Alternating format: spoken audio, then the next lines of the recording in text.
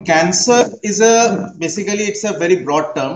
Cancer হচ্ছে যে কোনো সেলুলার সাইটে যদি uncontrolled proliferation of those cells হয়, then that qualifies as a cancer. ক্যান্সারের যদি আমরা একটা খুব কমন পার্সনের জন্য একটা খুব বেসিক যদি একটা ক্লাসিফিকেশন দিই, তাহলে cancers or tumours also fall under cancers. They can be classified into basically broadly two types. Number one হচ্ছে বিনাইন, যেগুলো লোকালি অ্যাগ্রেসিভ হয় বাট রেস্ট অফ দ্য বডিতে স্প্রেড করে না।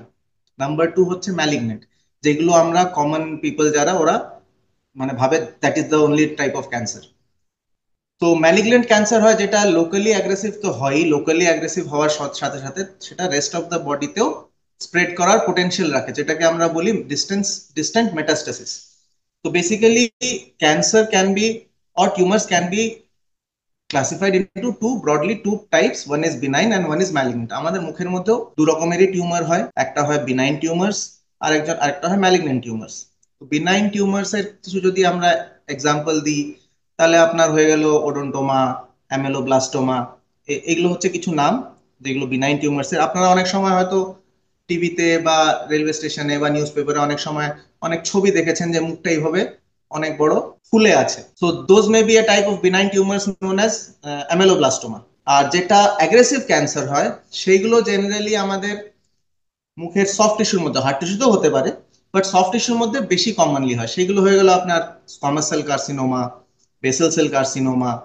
এইগুলো হচ্ছে আপনার ডিসপাইট বিং লোকালি অ্যাগ্রেসিভ, এগুলো ডিস্টেন্ট মেটাস্টাসিসেরও স্কোপ থাকে এদের মধ্যে। আর এগুলোই বেশি ডেঞ্জারাস হয় যখন এগুলো রেস্ট অফ দ্য বডিতে স্প্রেড হয়ে যায়, তখন এগুলো this go towards fatal cases of cancer. Cancer মুখের ভেতরে বেসিক্যালি আমাদের যেরকম বললাম হার্ড টিস্যু আর সফট টিস্যু দুরকমই আছে। তো হার্ড টিস্যুর মধ্যে যেগুলো আমরা দেখতে পারি সেটা হচ্ছে দাঁত, যেটা আমরা দেখতে পারি না সেটা হচ্ছে হাড়। তো ক্যান্সার আমাদের বোনের মধ্যেও হতে পারে, which is less common but those happens. আর ক্যান্সার আমাদের যেটা সব থেকে বেশি কমনলি হয় সেটা হয় সফট টিস্যুর মধ্যে, মানে আমাদের মিউকোজার মধ্যে। সেটা আমাদের জিভে হতে পারে, সেটা আমাদের মাড়িতে হতে পারে, সেটা আমাদের গালে হতে পারে, সেটা আমাদের তালুতে হতে পারে, সেটা আমাদের সালকাস রিজনে হতে পারে। সালকাস রিজন মানে যেখানে আমাদের গাল, ঠোঁট আর মাড়ির কানেকশন, যেটা ফ্লোর অফ দ্য মাউথে হতে পারে, মানে জিভ আর মাড়ি আর দাঁতের মাঝখানের যে কানেকশনটা সেখানে। সেটা আমাদের ম্যাক্সিলারি সাইনাসের মধ্যে হতে পারে। তো দিজ আর দ্য রিজনস যেখানে আমাদের মুখের ভিতরে ক্যান্সার হতে পারে, মানে বেসিক্যালি সব জায়গায় হতে পারে।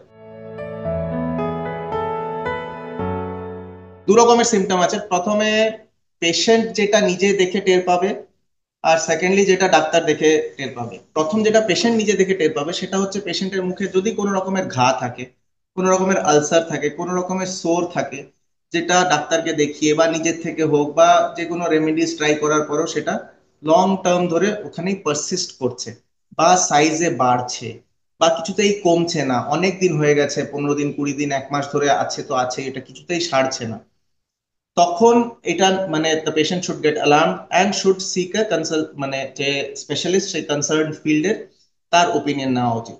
এটা হচ্ছে নাম্বার ওয়ান আপনার সিমটম। সেকেন্ডলি অন্য অনেক রকমের সিমটমস আছে। বেসিক্যালি আপনার মুখের যদি কালার কালার হয় উইচ ইজ ডার্ক পিঙ্ক, বা আমাদের ডিপেন্ডিং অন দ্য এথনিসিটি সেটা ব্রাউনিশ পিঙ্কও হতে পারে, সেটা যদি এখন লালের দিকে চলে যায়, সেটাকে আমরা বলি মানে চেঞ্জ ইন দোজ কালার্সটা এরিথ্রোপ্লেকিয়া হয়ে গেল। তো এই normal changes in colour is not cancer, but it belongs in another group of diseases called pre cancerous lesion. মানে এটা আমাদেরকে ইন্ডিকেশন দিচ্ছে যে স্কিনের মধ্যে মানে সেই মিউকোজার মধ্যে অলরেডি ডিসপ্লাস্টিক চেঞ্জেস চলে এসছে। এখন যদি আমি বুঝাই আপনাকে যে ডিসপ্লেজিয়া কি হয়, তাহলে কমন টার্মস যদি বুঝাই, আমরা যখন মাইক্রোস্কোপের নিচে আমাদের ওই লিজনের কোনো সেলস নিয়ে যদি আমরা দেখি, যেটা নর্মাল সেল মরফোলজি, সেটার থেকে যদি কোনো রকমের চেঞ্জেস দেখা যায় সেখানে, তাহলে সেটাকে আমরা বলি ডিসপ্লেজিয়া। ডিসপ্লেজিয়া ইজ দ্য বা dysplastic changes, these are the first steps of any transformation to begin towards cancer. তো সেটা আমরা ক্লিনিক্যালি কি করে দেখি বা পেশেন্ট কি করে চেক করবে, যখন আয়নায় দেখবে নিজের মুখ টুখ কিছু দেখছে, প্রথম আমি কি বললাম যে কোনো ঘা বা আলসার যেটা শুকাচ্ছে না। সেকেন্ডলি কালার চেঞ্জ হয়ে গেছে, মানে পিঙ্ক থেকে কালারটা চেঞ্জ হয়ে গেছে, either it is turning blank, মানে হোয়াইটিশ হয়ে যাচ্ছে, in which case it is called leukoplakia, বা লালচে হয়ে যাচ্ছে, in which case it is called erythroplakia. তো these are the basically most two common types of precancerous lesions. এছাড়াও অনেক কিছু আছে, ওরাল সাবমিউকাস ফাইব্রোসিস আছে, যেটাতে আমাদের যে গালের যে ইলাস্টিসিটিটা আছে, ইলাস্টিসিটিটা একদম কম হয়ে যায়। ফর এক্সাম্পল, আমরা যখন মুখটা খুলি আমাদের জোরে, তখন আমাদের নর্মাল মাউথ ওপেনিংতে তিনটে আঙ্গুল সোজা করে এরকম ঢোকা উচিত। It is not an hard and fast rule, but generally তাই হয়। যখন আমরা দেখছি যে আমাদের মাউথ ওপেনিংটা রিডিউস হয়ে গেছে, তার মানে কি? তার মানে আমাদের যে গালের যে ইলাস্টিসিটিটা আছে, সেই ইলাস্টিসিটিটা লস হয়ে গেছে। এই কন্ডিশনটাকে বলা হয় oral submucous fibrosis. This is also a pre cancerous lesion. তো এই জিনিসগুলো যখন আমরা দেখছি, তখন definitely we should seek a specialist opinion. তাহলে আমরা সেই জিনিসটাকে we can nip it in the bud, we can try to reverse the situation. Precancerous lesions, although already dysplastic changes have occurred, but that does not mean that that has transformed into a full blown cancer. এটা ফুল blown cancer কিন্তু এখনো হয়নি, এখনো এটা reversible স্টেজে আছে, with some very basic minor surgical procedure বা ওষুধ বা topical steroid application, multivitamins, antioxidants, অনেক রকমের থেরাপিস আছে, যেগুলো করে এই জিনিসগুলোকে আমরা আবার we can try to take it back to normal. Patient যখন নোটিস করবে যে ওর মিউকোজার মধ্যে কোনো কালার চেঞ্জেস হয়ে গেছে, পারসিস্টেন্ট আলসার আছে যেটা অনেকদিন ধরে হিল হচ্ছে না, কালার চেঞ্জেস হয়ে গেছে বা মিউকোজার টাইটেনিং হয়ে গেছে, তখন এই বেসিক সিমটমস গুলো যদি পেশেন্ট আগের থেকে নিজের থেকে ফলো করে আর ডাক্তারের কাছে চলে যায়, তাহলে এই জিনিসটা কিন্তু আমরা একদম বেসিক স্টেজেই কন্ট্রোল করার চেষ্টা করতে পারি। এখন পেশেন্টের মুখে যদি কোনো রকমের এরকম আলসার হয়ে আছে, যেটা আলসারও প্রলিফারেটিভ স্টেজে চলে গেছে, মানে যেটা জেনারেলি আমরা ক্লিনিক্যাল সিমটমসে দেখি, যখন পেশেন্ট আমাদের কাছে অলরেডি চলে এসেছে, যখন ওর ফুল ব্লোন ক্যান্সার হয়ে গেছে, তখনও যখন আমাদের কাছে আসে, তখন আমরা দেখি ওখানে একটা আলসারো প্রলিফারেটিভ লিজন হয়ে গেছে। আলসারো প্রলিফারেটিভ মানে কি? আলসার কি বলেছিলাম আগের বার, যে ulcer is a breach in the epithelium. মানে যদি স্কিনটাকে আমরা বা মিউকোজাটাকে আমরা স্ট্রেট লাইন হিসাবে কনসিডার করি, then ulcer is a breach in the epithelium, মানে লাইনটা নিচের দিকে যাচ্ছে। আলসারো প্রলিফারেটিভ কি? নিচের দিকেও যাচ্ছে, উপরের দিকেও যাচ্ছে। মানে যদি খুব কমন ভাবে কিছু বোঝাতে হয়, তাহলে ব্রকলি বা কলিফ্লাওয়ারের মতন একটা অ্যাপিয়ারেন্স হয়ে যায়। তো সেই ফুলকপির মতন একটা একটা সাদা সাদা বা আলাদা যে কোনো কালারের একটা যদি একদম এরকম আলসারো টাইপের লিজেন হয়ে যায়, then that indicates presence of carcinogenic cells over there. Oral ক্যান্সারের নাম্বার ওয়ান কারণ তো যেটা সবাই জানে, তাও কেউ মানে না, নাম্বার ওয়ান হচ্ছে tobacco. All forms of tobacco, be it chewable form of tobacco or smokeable form of tobacco, number one হচ্ছে আপনার খৈনি। নাম্বার টু হচ্ছে গুটকা, পান মশালা গুটকা যেটা। নাম্বার থ্রি হচ্ছে আপনার বিড়ি, সিগারেট, পাইপ স্মোকিং। অনেক আমাদের এখানে আজকাল পেশেন্টরা দেখি যে টোব্যাকো দিয়ে নাকি দাঁতও মাজে, যেটাকে গুড়াকু বা গুল বলা হয়। That is also a reason. এটা হচ্ছে number one reason. Number two reason হচ্ছে পুয়ার ওরাল হাইজিন মেনটেনেন্স। মুখের ভেতরে গাদা গাদা নোংরা হয়ে আছে, অনেক দিন ধরে মুখ নোংরা ফেলে তো ফেলেই আছে, ব্রাশই করে না, কিছু খাওয়ার পরে এমনি শুয়ে পড়ছে, সেটা নাম্বার একটা রিজন। নাম্বার থ্রি হচ্ছে আপনার যদি মুখের মধ্যে কোনো রকমের শার্প টুথ থাকে, যেটা লাগাতার এক জায়গায় কন্টিনিউয়াসলি ট্রমা করে যাচ্ছে করে যাচ্ছে করে যাচ্ছে, পেশেন্ট আর কোনো তার প্রতি কোনো কেয়ারই করছে না, তো একই জায়গায় ঘষা খেতে খেতে খেতে খেতে খেতে খেতে ওখানে ডিসপ্লাস্টিক চেঞ্জেস হয়ে যায়। জাস্ট ইমাজিন, আমি আপনাকে বলছি, আপনি যদি একটা পেন নিয়ে নিজের এখানে সবসময় এরকম এরকম এরকম এরকম এরকম এরকম খুঁজাতে থাকেন কন্টিনিউয়াসলি, ওটাকে কোনো রকমের রেস্ট দিচ্ছেন না, তাহলে এই জায়গাটার স্কিনটা তো ultimately it will undergo some changes. সেটা একটা রিজন। তারপরে আপনার ইয়ে আছে, কি বলে, ভাইরাল ইনফেকশন আছে, হিউম্যান প্যাপিলোমা ভাইরাস বলে একটা ভাইরাস আছে। হিউম্যান প্যাপিলোমা ভাইরাস যখন ইনফেকশন হয়, তখন that that can also lead to dysplastic changes, ওটার থেকেও ক্যান্সার হতে পারে। তো এইগুলোই basic reasons. Alcohol intake, alcohol যারা বেশি অ্যালকোহল নেয়, অ্যালকোহলের সাথে যখন স্মোকিং বা chewable form of tobacco use করা হয়, তখন that has a synergistic effect. মানে শুধু স্মোকিং বা শুধু অ্যালকোহল করলে যা ক্যান্সার হওয়ার চান্সেস থাকে, যারা অ্যালকোহল প্লাস টোব্যাকো একসাথে করে, সেখানে একটা সিনার্জিস্টিক এফেক্ট হয়, মানে they each amplify each others harmful effects, তখন সেখানে ক্যান্সার হওয়ার চান্সেস আরো বেড়ে যায়। অন্য রকমের ক্যান্সারের জন্য আমাদের রেস্ট অফ দ্য বডিতে যা ক্যান্সার আছে, তার জন্য কিছু প্রোফিল্যাক্টিভ টেস্টও আছে, ক্যান্সার মার্কার টেস্ট আছে। বাট আমাদের মুখের ক্যান্সারের জন্য নাম্বার ওয়ান টেস্ট যেটা, সেটা হচ্ছে ক্লিনিক্যাল বায়োপসি। মানে যেখানে আমাদের সাসপিশন হচ্ছে যে এখানে ক্যান্সার হতে পারে, সেখান থেকে আমরা কিছুটা সেল তুলে, যেটাকে আমরা বলি ইনসিশনাল বায়োপসি, কিছুটা সেল তুলে ওটাকে প্যাথোলজি ল্যাবে পাঠানো হয়, সেটাকে মাইক্রোস্কোপের নিচে রেখে দেখা হয় যে ওখানে কোনো সেলুলার চেঞ্জেস হয়েছে কিনা, ডিসপ্লেজিয়া যেটাকে বলে, ডিসপ্লাস্টিক চেঞ্জেস হয়েছে কিনা, হলেও কতটা হয়েছে, কোন ডেপথ অফ ইনভেশন কতটা ভেতরে ওটা ঢুকে আছে। তারপরে সিটি স্ক্যান বা এমআরআই স্ক্যান তো আছেই, যেটা দ্বারা আমরা দেখতে পারি যে টিউমারের এক্সটেন্টটা কতটা স্প্রেড হয়েছে, শুধু ওটা উপরের সফট টিস্যুতে লিমিটেড আছে নাকি হার্ড টিস্যু মানে নিচের হাড় ফাড়েও স্প্রেড হয়েছে কিনা। তো এইগুলো বেসিক্যালি টেস্ট। নাম্বার ওয়ান যেটা সব থেকে ইম্পর্টেন্ট টেস্ট সেটা হচ্ছে বায়োপসি, ইনসিশনাল বায়োপসি। অপারেশনের আগে হয় ইনসিশনাল বায়োপসি, আর আরেকটা বায়োপসি হয় যেটা অপারেশনের পরে হয়, যখন আমরা পুরো টিউমারটা আর তার সঙ্গে জড়িত যা লিম্ফ নোডস গুলো আছে সেগুলোকে বার করে আবার ল্যাবের মধ্যে পাঠানো হয়, সেটা এক্সিশনাল বায়োপসি। সেটা এক্সিশনাল বায়োপসির পরে ক্যান্সারের স্টেজিং ফেজিং সব করা হয়। But first and most important preliminary step হচ্ছে ইনসিশনাল বায়োপসি। যখন কোনো ডাক্তারের কাছে আসছে, ডাক্তার যখন সাসপেক্ট করছে যে ওখানে ক্যান্সার হতে পারে, তাহলে ওখান থেকে একটা ছোট্ট টুকরো নিয়ে ওটাকে মাইক্রোস্কোপের নিচে ফেলে দেখা। অনেক সময় পেশেন্টরা, মানে আমি পার্সোনাল এক্সপিরিয়েন্স থেকে বলছি, বায়োপসি থেকে ভয় পায়, বলে যে না বায়োপসি করবো না, বায়োপসি করলে যদি ক্যান্সার ধরা পড়ে যায় তখন কি হবে? মানে মানে এটা একটা বিচিত্র লোকজনের মধ্যে একটা মানে ইললজিক্যাল ব্যাপার একটা, যদি যে বায়োপসি করে যদি ক্যান্সার ধরা পড়ে যায় তাহলে কি হবে? আরে ক্যান্সার থাকলেই না ধরা পড়বে, যদি ক্যান্সার না থাকে তাহলে কি করে ধরা পড়বে? এটা কি কোনো চোর নাকি গিয়ে যেমন ধরছি ওকে? দ্যাট ইজ অলরেডি প্রেজেন্ট দেয়ার। যদি ওখানে আছে আর আমি বায়োপসি করে টের পেয়ে যাই যে ওখানে ক্যান্সার আছে, then we can follow the proper course of treatment.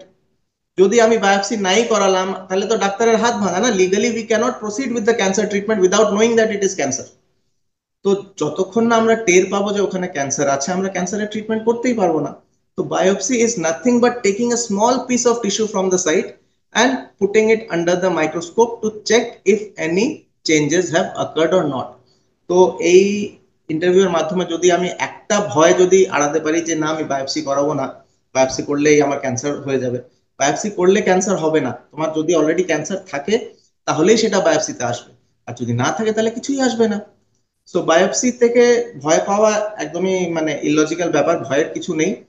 Biopsy যদি ডাক্তার মনে করে, ক্লিনিক্যাল জাজমেন্ট ডাক্তারের বলে যে এখানে বায়োপসি করা উচিত, তাহলে অবশ্যই পেশেন্টদের বায়োপসি করিয়ে নেওয়া উচিত। ক্যান্সার একবার যখন সার্জনের কাছে চলে এসছে আর উনি যখন ডায়াগনোস করেছেন যে এটা ক্যান্সার, বায়োপসিতেও চলে এসছে cancer, now depending on the CT scan of the MRI scan আমরা দেখতে পাচ্ছি কতটা স্প্রেড করেছে। প্লাস বায়োপসিতে আমরা টের পেলাম কি ধরনের ক্যান্সার। এখন যদি আমরা দেখি যে it's a benign type of cancer বা লেস অ্যাগ্রেসিভলি স্প্রেডিং ক্যান্সার, যেরকম ফর এক্সাম্পল যদি ভেরিকাস কার্সিনোমা হয় বা বিনাইন ক্যান্সার হলো কোন some type of benign tumours like ameloblastoma হয়, তখন সেটা বেসিক সার্জিক্যাল প্রসিজার হচ্ছে ওয়াইড লোকাল এক্সিশন আমরা করি। আর যদি দরকার পড়ে ক্যান্সার, মুখের ক্যান্সার শরীরের মধ্যে স্প্রেড হয় কি করে? স্প্রেড হওয়ার আমাদের মুখটা তো এখানে, rest of the body is below our neck. তো মুখের ক্যান্সার স্প্রেড হয় আমাদের এই নেক দিয়ে।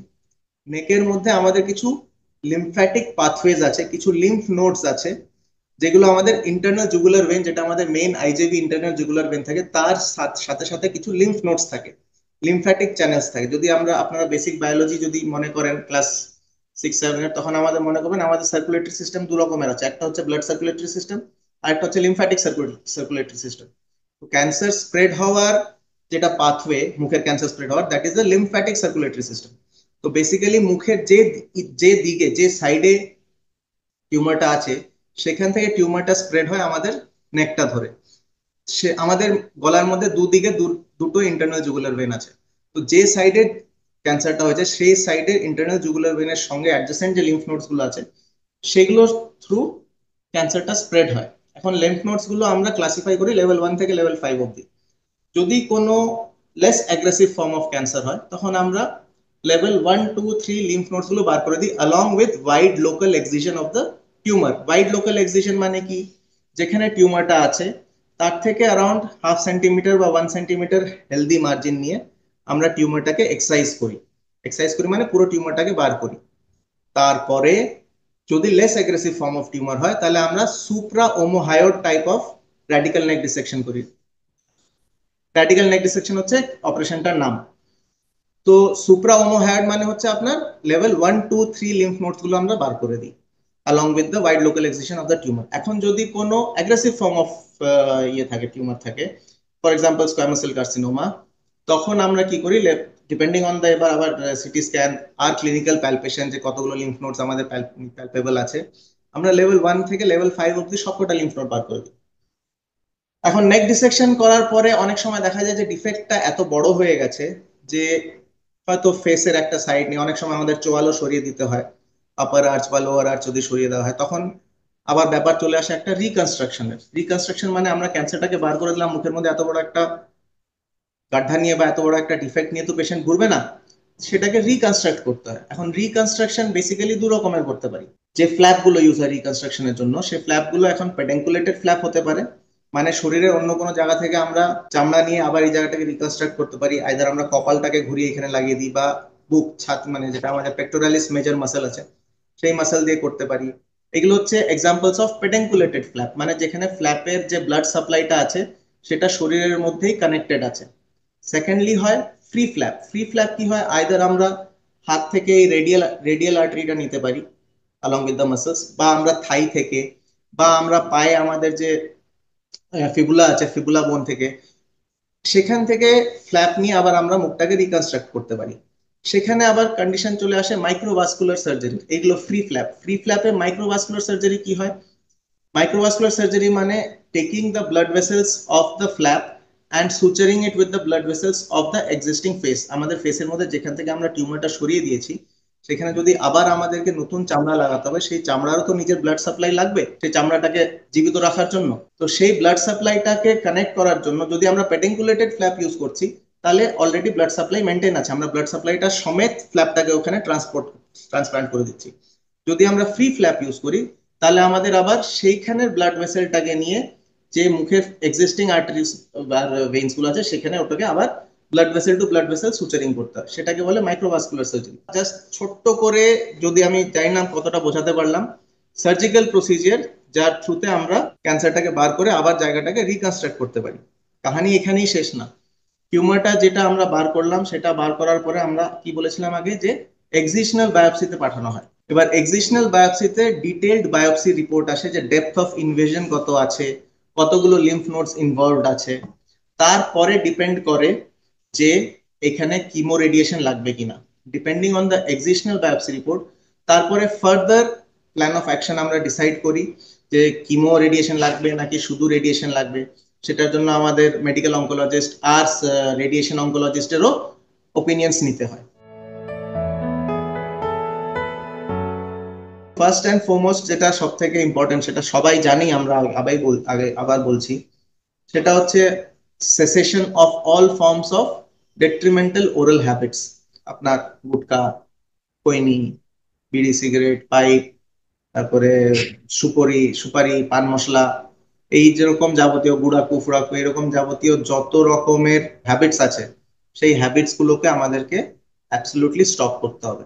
সেকেন্ডলি আমাদেরকে ভালো নিউট্রিশন মেনটেন করতে হবে, ভালো ওরাল হাইজিন মেনটেন করতে হবে। মুখের মধ্যে যদি কোনো পারসিস্টেন্ট ইনফেকশন আছে সেটাকে আমাদেরকে কন্ট্রোল করতে হবে। যদি আপনি রেগুলার চেক আপে থাকেন, তাহলে আপনার এনি সর্ট অফ প্রবলেম যেটা জাস্ট স্টার্ট হয়েছে একটা বেসিক স্টেজে, আমরা যদি সেই জিনিসটাকে আইডেন্টিফাই করতে পারি, তাহলেই আমরা সেটাকে সেখানেই প্রিভেন্ট করতে পারি। সো নাম্বার 1 হচ্ছে সেসেশন অফ হ্যাবিটস, নাম্বার 2 হচ্ছে nutrition and proper oral hygiene maintenance, আর নাম্বার 4 হচ্ছে রেগুলার চেক আপ। তো এইগুলোই বেসিক জিনিস, যদি আমরা কিছু স্টেপস ফলো করি তাহলে আমরা ইজিলি জিনিসগুলোকে প্রিভেন্ট করতে পারি, not only cancer, all other forms of diseases as well.